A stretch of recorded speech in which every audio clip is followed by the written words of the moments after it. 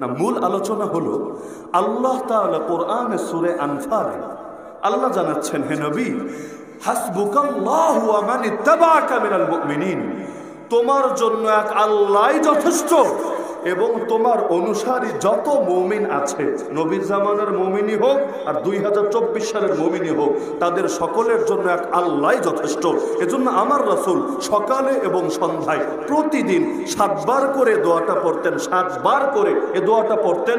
আমার অনুরোধ থাকবে, আপনারা যারা নবীকে ভালোবাসেন আপনারাও পড়বেন, আল্লাহ আপনাদের জন্য যথেষ্ট হয়ে যাবেন। কি দোয়া? হাসবিয়াল্লাহু লা ইলাহা ইল্লাহু, আমার জন্য এক আল্লাহই যথেষ্ট, তিনি ছাড়া কোনো মাবুদ নাই, আলাইহি তাওয়াক্কালতু, একমাত্র তার উপরে ভরসা করলাম। নৌকার উপরে ভরসা না, মার্কার উপরে ভরসা না, নেতা নেত্রী দলের উপর ভরসা না, কার উপর? একমাত্র তার উপরে ভরসা করলাম। ওয়াহুয়া রব্বুল আরশিল আযীম, তিনি সুমহান আরশের অধিপতি। এই যে আয়াতটা, এটা কোরআনেরই আয়াত। আল্লাহ রাসূল সাল্লাল্লাহু আলাইহি ওয়াসাল্লাম এটা প্রতিদিন সকালে 7 বার এবং সন্ধ্যায় 7 বার পড়তেন। তার মানে মুমিনের জীবনে আকীদা অন্তরে বসাতে হবেই হবে, একমাত্র আল্লাহই বান্দার জন্য যথেষ্ট হয়ে থাকে। এখন আমাকে বলবেন, হুজুর আকীদা তো আমাদের সবার আছে। হ্যাঁ, আমিও জানি এই আকীদা আমাদের সবার জবানে আছে, তবে এটাও জানি এই আকীদা অধিকাংশের দিলে নাই। বলবেন কিভাবে? মুখ দিয়ে, কেউ কষ্ট পায় না, আমি বোঝানোর জন্য বলছি। মুখ দিয়ে বলবো, আরে সব তো আল্লাহই করে, আল্লাহই তো খাওয়ায়, আল্লাহই দেয়, সব আল্লাহই করে, দ্বিতীয় কেউ করে না।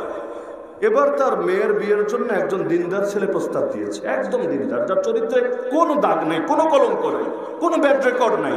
মেয়ের বিয়ের জন্য প্রস্তাব দিয়েছে, তবে পোলাটার মাল নাই এবং সরকারি চাকরিও নাই, আবার দুনিয়ার খুব জায়গা জমি অথবা দুনিয়া চলতে যা লাগে আর কি তেমন কিছু নাই, খালি দিনদারি আছে, নামাজ রোজা আছে, আর ভালো একটা চরিত্র আর দিল ভরা প্রেম আছে। কারণ কেউ যদি হারাম রিলেশন না করে তাহলে স্ত্রীকে সে অবশ্যই দিল মন প্রাণ দিয়ে ভালোবাসবে, কারণ তার কাছে তার স্ত্রীকে জামানার লায়লা মনে হবে। আর যদি অনেক কিছু খেতে খেতে তার আগ থেকেই তৃপ্তি হয়ে থাকে তাহলে সেই ক্ষেত্রে স্বাভাবিকভাবে রুচি এখানে কমই থাকবে। পেট ভরা থাকলে, খাবার সামনে পেলে যে ধরনের ঝোঁক কাজ করে, পেট খালি থাকলে কি ওই ধরনের কাজ করে? এর চাইতে বেশি কাজ করে। মনে করেন 2 দিন খাই নাই, এখন আপনার বাসায় দাওয়াত দিয়ে নিলেন আমাকে, যদিও দাওয়াত দিবেন না তো বলছি, মনে করেন 2 দিন খাই নাই, আমাকে দাওয়াত দিয়ে আপনার বাসায় নিলেন যে হুজুর একটু পান্তা ভাত খাওয়াবো আর একটা ডিম ভাজি খাওয়াবো। বিশ্বাস করেন এই 2 দিন না খাওয়ার পর যখন পান্তা ভাত আর ডিম ভাজা খাবো না, আমার কাছে এত স্বাদ লাগবে, মনে হবে আরে হোয়াইট হাউসেও তো এই মজা পাওয়া যাবে না, নরেন্দ্র মোদীর আম্মা রান্না করলেও স্বাদ লাগবে। কিন্তু যখন পেট ভরা, মনে করেন একেবারে ঢাকায় কোনো কাচ্চি ডাইন থেকে পেট ভরে খাবার খেলাম, সুলতান ডাইন থেকে একেবারে গলা পর্যন্ত গিলে ফেললাম, এবার আমার সামনে এনে পান্তা ভাত কেন, 1 প্লেট বিরিয়ানি পেট ভরে খাওয়ার পর সামনে যদি আর 1 প্লেট বিরিয়ানিও আনে না, আপনাদের কি ফিল হয় আমি জানি না, মেজাজটা এত গরম হয়, ঘ্রাণটা নাকে আসলে এমন বিরক্তি লাগে, মনে হচ্ছে এভাবে এক ধাক্কা দিয়ে পুরোটা ফেলে দিই। কেমন হয় নাকি হয় না? তাহলে ক্ষুধার্ত পেটের চাহিদা আর ভরা পেটের চাহিদা একরকম হয় না, আলাদা হয়। তো যেই মানুষ 18 বছর, 20 বছর, 25 বছর, 30 বছর পর্যন্ত সবর করেছে, ভেতরে ক্ষুধা জেগেছে, তারপরও কোনো হারামে জড়িত হয় নাই, লিপ্ত হয় নাই, সে যখন হালাল খাবার পাবে, সেটা পান্তা ভাতই হোক, সেটা বিরিয়ানি হোক, সেটাই তার কাছে অমৃত মনে হবে, মধুর মতো স্বাদ লাগবে। আর যে বিরিয়ানি খেতে খেতে, পোলাও খেতে খেতে গলা পর্যন্ত ভরে রেখেছে, তার সামনে পান্তা ভাত দিলে তো কথাই নাই, যদি আবার বিরিয়ানিও এনে দেন রুচি হবে না, সংসার টিকবে না, 2 দিন পর ছাড়াছাড়ি হয়ে যাবে। অনেকে খালি চিন্তা করে যে সেলিব্রিটিদের সংসার কেন টেকে না, সেলিব্রিটি বোঝেন নাই, নায়ক নায়িকা, গায়ক গায়িকা, সংসার কেন টেকে না? বিয়ের আগে মানুষের দিন কাউন্ট করা শুরু হয়, সংসার কবে ভাঙবে সবাই জানে, ভাঙবেই ভাঙবে। এখন বেশি তাড়াতাড়ি ভাঙে, বেশি দেরিতে ভাঙে, অপেক্ষায় থাকে। কিসের জন্য ভাঙে জানেন? আমি মনে করি 2টা কারণ। 1 নম্বর কারণ হলো নজর। 1 নম্বর কারণ কি? নজর। জানেন না আল্লাহ রাসূল বলেন আল আইনু হাক্কুন, নজর সত্য, নজর লাগা মিথ্যা না, নজর লাগা সত্য। এমনকি নবীর বিশুদ্ধ হাদিস, তাকদীরের পর নজরের কারণে সবচাইতে বেশি মৃত্যু ঘটে। এই যে যারা ফেসবুকে নিজের বউয়ের ছবি আপলোড করেন না গর্বের সাথে, হ্যালো গাইস কেমন লাগছে আমাদেরকে, একটু আশীর্বাদ দিয়ে যাও আমাদেরকে কমেন্ট বক্সে, এই টাইপের ডায়লগ যারা মারে, এরা যে নিজের সংসার নিজের হাতে বরবাদ করছে বলতে পারে না। বিশ্বাস যদি না হয় কিচ্ছু লাগবে না, হাদিসের কথা রাখেন। দেখবেন অনেক এলাকায়, বা আপনাদের ঘরে হয়েছে কিনা আমি জানি না, দেখবেন বাচ্চাটা আগে খুব ভালো খেত, খাওয়া দাওয়ার কোনো সমস্যা নাই, রুচি ভালো ছিল, হঠাৎ করে কে একজন আসলো, এসে বলল, কি রে তোর পোলা দেখি সেই খাওয়া খায়, আমার পোলা তো পিড়েও খাওয়ানো যায় না।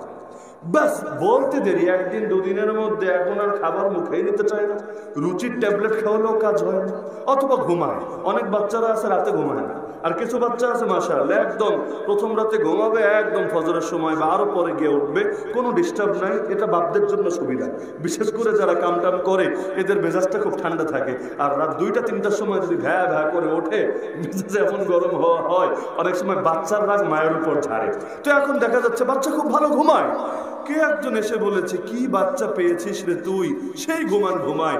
আমার বাচ্চারা তো রাত্রে ঘুমে পাড়াতে পারি না। কি আজীব কারিশমা, দুদিন যেতে দেরি বাচ্চার ঘুম ছুটতে দেরি না, হয় নাকি হয় না?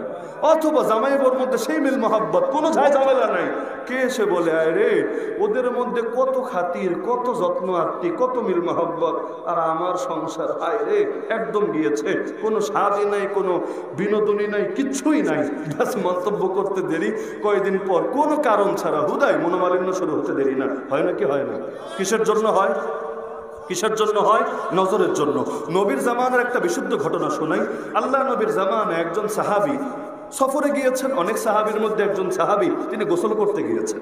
তো গোসল যখন করবেন, উপরের গেঞ্জিটা গা থেকে বা উপরে যে কাপড় ছিল সেটা খুলেছেন শরীরে পানি ঢালবেন বলে, পাশ থেকে আরেকজন সাহাবীর নজর পড়েছে তার দিকে। মন্তব্য করেছে, কি মন্তব্য আজও হাদিসের কিতাবে লেখা আছে, মিশকাত শরীফ খুললেও পাবেন, একেবারে উপরের কিতাব যদি নাও খোলেন। তার মন্তব্য ছিল, মা রাআইতু কাল ইয়াউমি ওয়ালা জিলদা মুখাব্বাতিন, আরে আজকের মতো এত সুন্দর চামড়া তো জীবনে কোনো কুমারী বেডির গায়েও দেখিনি। মানে ওর গায়ের চামড়া ত্বক এত সুন্দর, এত মসৃণ যে কোনো কুমারী মেয়ের গায়েও এত সুন্দর ত্বক আর চামড়া দেখি নাই। মন্তব্য করতে দেরি, কিছুক্ষণের মধ্যে সেই সাহাবী বেহুশ হয়ে পড়তে দেরি না। আল্লাহ নবীর কানে সংবাদ পৌঁছে গেল। আল্লাহ নবী সাল্লাল্লাহু আলাইহি ওয়াসাল্লাম বলেন, আচ্ছা সবই তো স্বাভাবিক ছিল, সুস্থ ছিল, হঠাৎ করে কি এমন হলো, বেহুশ হয়ে গেল?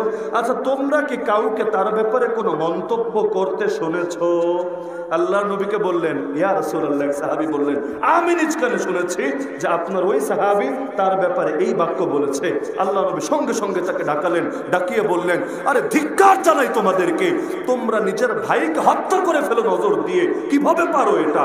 এরপর আল্লাহ নবী আদেশ দিলেন, ওকে গোসল করাও ভালো করে, বিশেষ করে এই যে শরীরের যে জায়গাগুলো উযুর মধ্যে আমরা যেগুলো ধৌত করি, এগুলো ভালো করে ধৌত করো, সব পানি এক জায়গায় একত্রিত করো। এটা হলো নজরের চিকিৎসা, যদি জানা যায় কার নজর লেগেছে। তো এই গোসলের পানি এক জায়গায় একত্রিত করা হলো।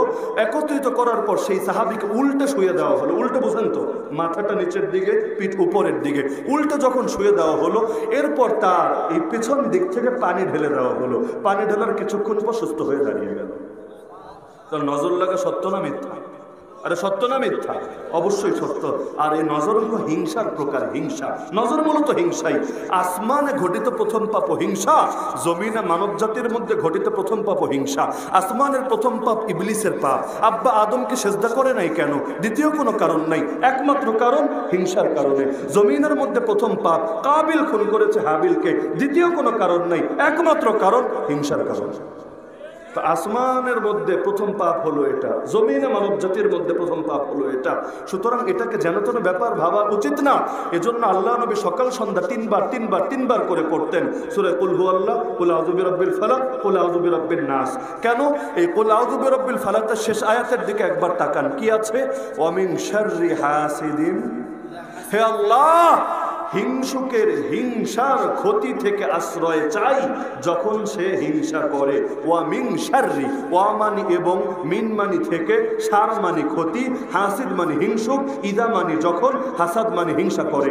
হিংসুক যখন হিংসা করে তার হিংসার ক্ষতি থেকে আশ্রয় চাই তোমার কাছে। তো হিংসুকের হিংসায় যদি ক্ষতি না হয়, এ দোয়া কেন শিখালেন আল্লাহ, আর কেন নিয়মিত আমল করলেন মুহাম্মদ রাসূলুল্লাহ সাল্লাল্লাহু আলাইহি ওয়াসাল্লাম? তো কারণ আছে নাকি নাই? কারণ আছে নাকি নাই? তো এ ব্যাপারে আল্লাহর ওয়াস্তে খুব সতর্ক থাকার চেষ্টা করবে।